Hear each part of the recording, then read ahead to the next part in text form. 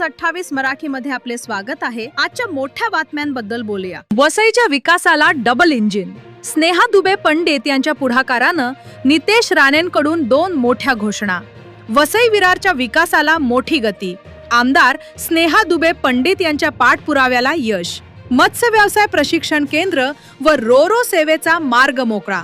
वसईच्या आमदार सौ स्नेहा दुबे पंडित यांच्या सातत्यपूर्ण पाठपुराव्यामुळे 20 एप्रिल 2026 रोजी मंत्रालयात मत्स्य व्यवसाय व बंदरे मंत्री नितेश राणे यांच्या अध्यक्षतेखाली महत्त्वाची बैठक झाली। बैठकीत 2 मोठे निर्णय। 1.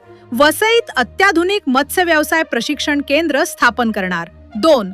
नायगाव जुचंद्र ते घोडबंदर दरम्यान रोरो सेवा लवकरच सुरू होणार। वसई हा पारंपरिक मच्छीमारांचा तालुका। युवकांना आधुनिक मत्स्यपालन, हॅचरी, केज कल्चर, मत्स्य प्रक्रिया, cold chain, ready to eat उत्पादन व सागरी सुरक्षा प्रशिक्षण मिळणार।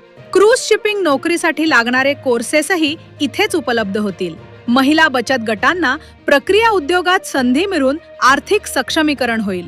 मंत्री नितेश राणे यांनी जागा तातडीने निश्चित करण्याचे आदेश दिले। मुख्यमंत्री मत्स्य संपदा योजनेतून निधी उपलब्ध होणार।